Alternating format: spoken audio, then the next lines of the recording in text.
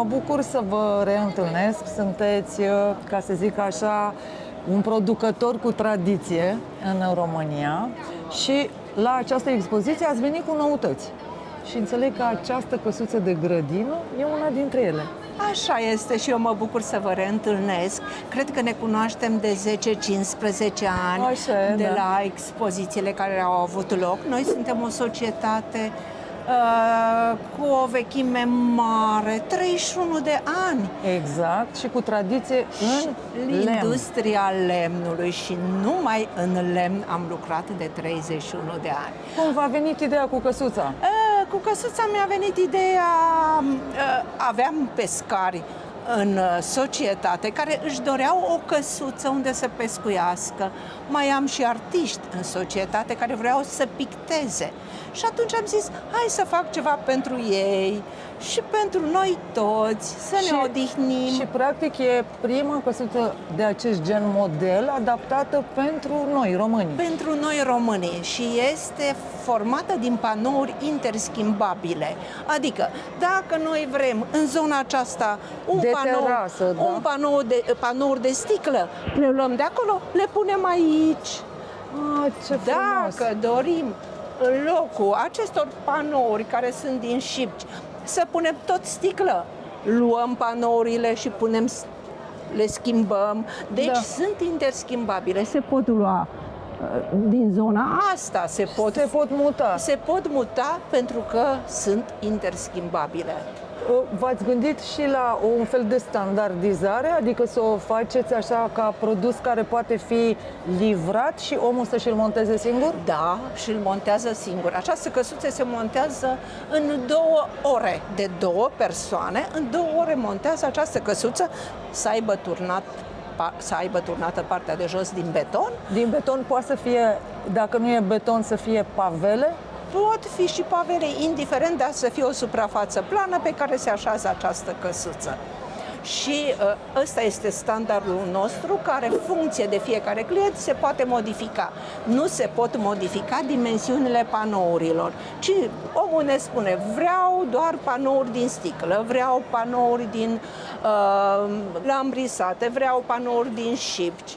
Indiferent ce vrea omul, se poate realiza. Ce dimensiune avem aici? 4 metri, deci dimensiunea la sol este 2,42 m, pe înălțimea 2,36 m și lungimea e 4,70 m. Și ceea ce vedem aici, cam orientativ la ce costuri ar ajunge?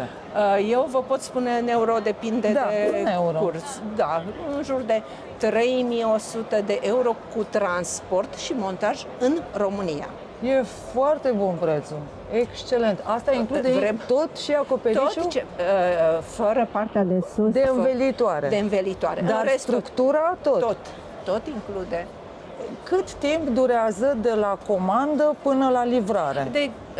Deci noi în permanență avem pe stoc. Deci facem în permanență stoc, de așa manieră încât dacă clientul își dorește repede produsul, noi îl livrăm maxim 7 zile. E extraordinar! Asta este o veste foarte, foarte bună. Eu montăm practic în 7 zile, nu numai eu livrăm, eu și montăm în 7 zile în România. Și doar pentru piața românească lucrăm deocamdată, pentru că nu ne permitem să montăm în exterior, dar în România putem monta.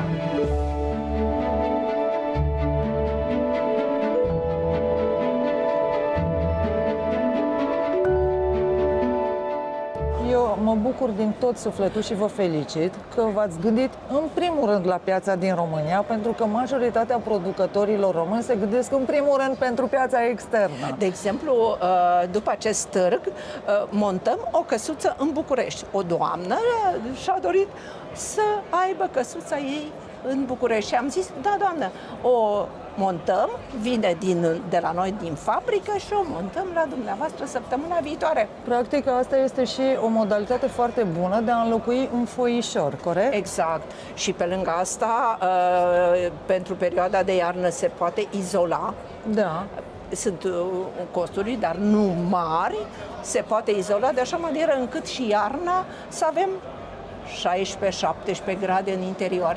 Și mă bucur că ați spus asta, pentru că vreau să mergem în cealaltă parte, să le arătăm celor care ne urmăresc ce specialiști sunteți și întâmplării. Că nu degeaba ați zis de izolare. Haideți să mergem în partea cealaltă. Și aici se poate vedea tâmplărie, vedeți, tot, care este izolată.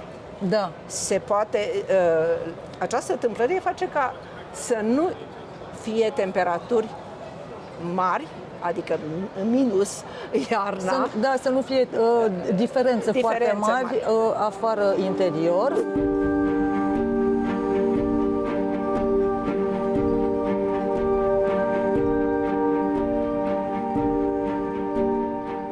Dar mie mi-a atras atenția aici în stand și faptul că puteți să faceți tâmplării cu forme pe rotund curbe. Da, în România sunt 3 societăți care pot face pe aceste profile. Formate, nu? Da. Da. Diferite forme, funcție de ceea ce ne transmite clientul. Deci noi putem realiza orice formă. Asta e una din forme. Există o rază la care ne raportăm? Nu, noi proiectăm și lucrăm cu CNC-uri în 5 axe și putem face orice rază. Aici, forma rotundă. Și puteți să faceți deschidere inclusiv pe rotund? Da, deschidere completă. Deschidere completă. Da. Aici tocmai ați vrut să arătați variante. Să arătăm și partea fixă și partea care se deschide.